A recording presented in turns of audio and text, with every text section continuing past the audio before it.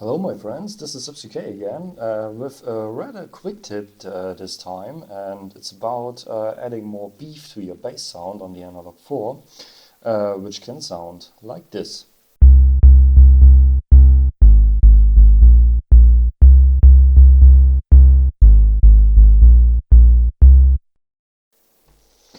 Okay, now that's a rather quick tip actually, as I said it, because there's really not much to that.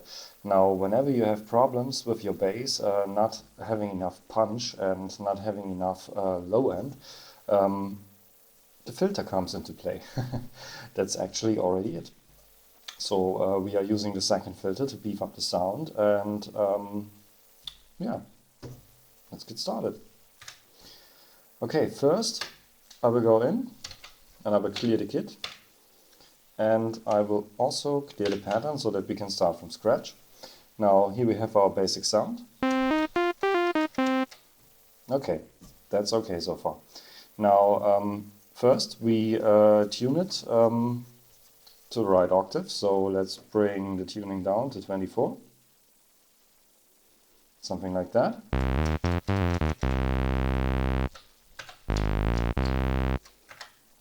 Yeah, that's okay. And generally speaking, the most power in terms of basses can be achieved by using a triangle wave on the Analog 4. Now, usually it could be achieved by using a sine wave, but the Analog 4 doesn't have a sine wave. So if we want to reproduce a sine wave, we could play the filter actually. Just let me quickly show you that. I'm turning down the level here, so nothing's bad. Now we go to the filter, turn the frequency down, bring the resonance up completely, making it a low pass filter, and now bringing some frequency in, about where, let's have a listen. That's not, yeah, that's not high enough. So we hear basically almost nothing. Now, to play this, let's turn up the key tracking of the filter. Let's have a listen now. Getting better. Now we set the bass frequency.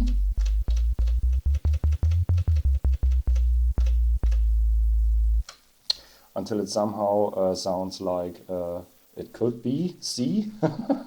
So we would have something like that. But the problem is when we go deeper,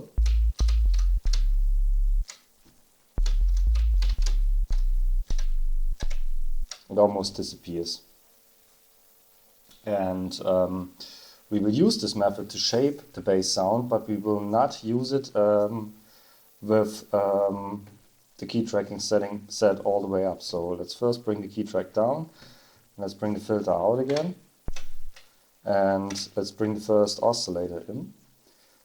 Choose a triangle wave. And we almost don't hear anything, yeah, because the filter is down. So let's listen. Okay. Now for the purpose of this demonstration, I will just throw in a simple bass line, something, I don't know, probably something like that. Doesn't sound too interesting, but it's really only about showing you how it works. So let's play this back.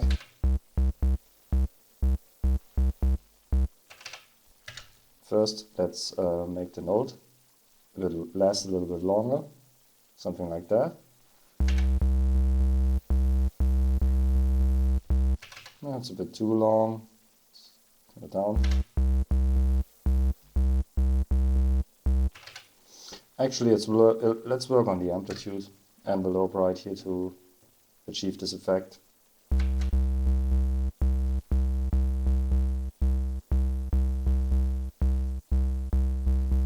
Choose another shape.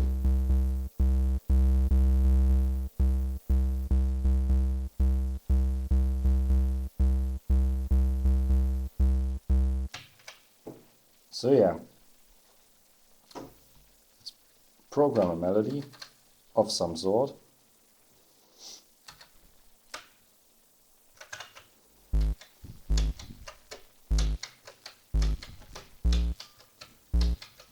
and it would sound something like that.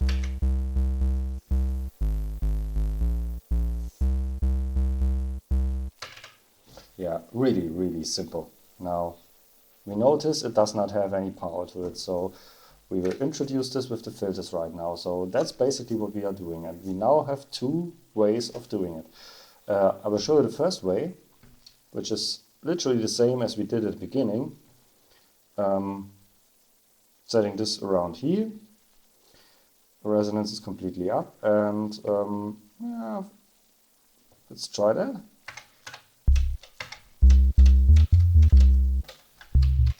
Yeah, that sounds weird. So yeah, let's set it to 24 or something like that, or 25. Maybe let's set it to 26, and now bring the key track in.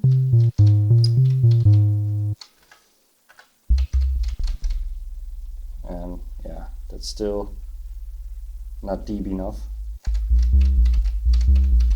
As you can hear, it's getting better. Let's have a listen.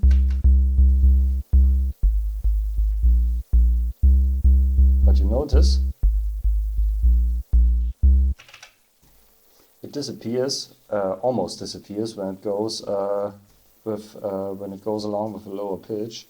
So let's first try to achieve this by reducing the key tracking, so we can play with the key track now.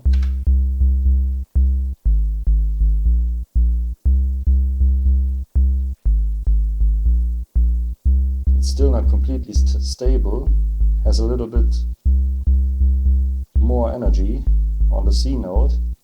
So let's try to adjust the frequency.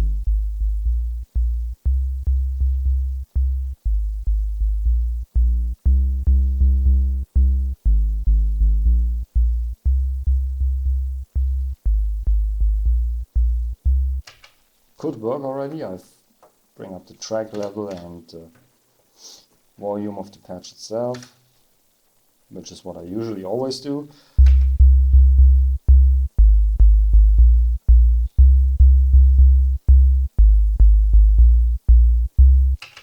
So that's with the filter, and that's without it.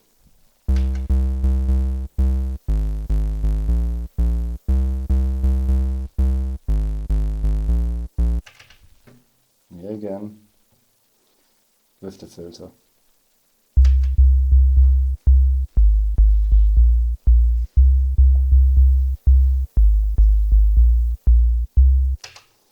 So that's already a lot more thump, and the sound is also a bit darker, so this could almost work for a sub bass or something. We could enhance that by playing on the key tracking of the filter and setting the frequency. Also trying to choose another shape for the filter itself, another type. Let's have a listen. Yeah, that seems to work much better. Let's compare that. Try it with the low pass.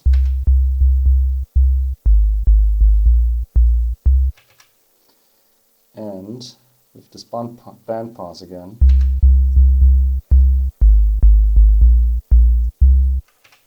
Yeah, that's a little bit better. Now the idea is to adjust the filter frequency adjusting the filter frequency according to the pitch of the note we are playing, so that we get exactly the point in the frequency spectrum of a particular sound where it has most power, and to take this portion and beef it up with the resonance and the frequency. And we are getting to the second point now, to the second method that I would prefer to use. However, this method requires you to do much more work, because we now have to parameter lock this frequency and probably the frequency of the first filter as well, to roll off some distortion in the higher frequency range that could get introduced by that. So let's actually try that out now. So key tracking is off again. So let's bring the filter up again and let's start from scratch. This is our basic.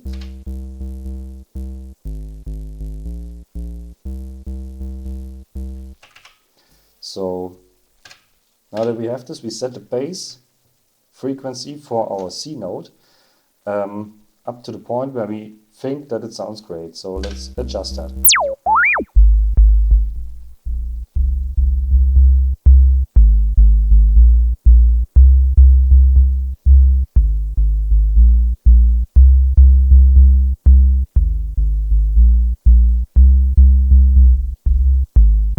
Yes, something like that.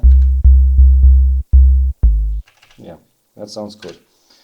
Now we move to the second notes right here, and those are the notes in question. Now I try to do something like that, and I probably need to tweak either higher frequency or lower frequency range. I'm trial and erroring here. Let's have a listen. Yeah, you notice.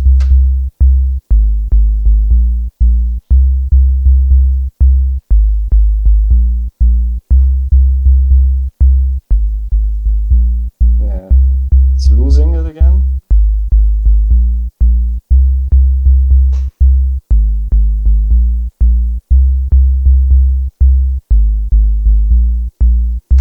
Something like that.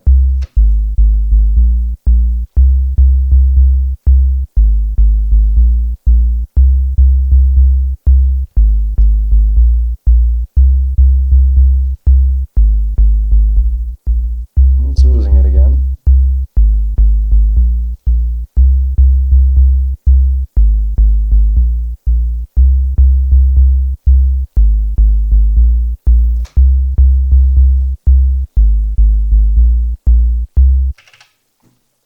So yeah, that's almost something we could use. Now we can roll off a little bit of the higher frequencies with the first filter.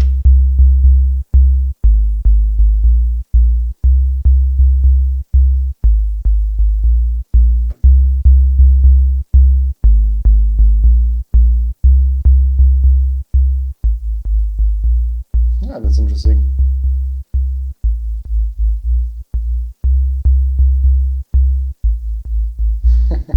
Yeah, you see, there's really not so much room to play here, but this is the first starting point actually for you to enhance on. Now, it's really always about setting the frequency right here to the note you are playing so that it fits, that it actually fits. And I cannot really describe this differently. Just taking the portion of the sound on a particular pitch where it has most power and beefing this portion up with the frequency and the resonance of the filter, and that allows you to actually beef up your bass a little bit more.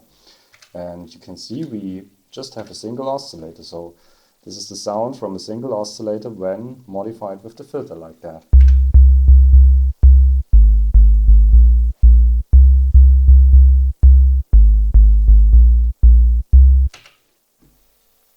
I think that's cool. Yeah? Let's try something else. Let's bring the second oscillator in, make it a bit louder, choose a different waveform.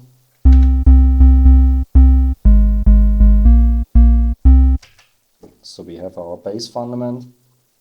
Let's tune this down an octave.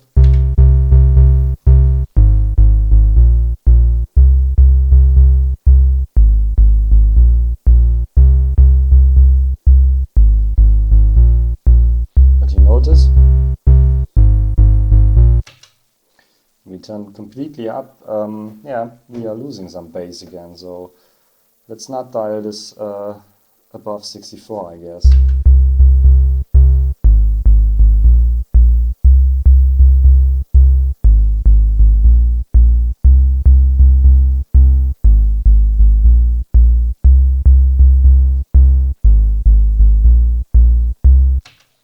Depends on the waveform, and you get the point.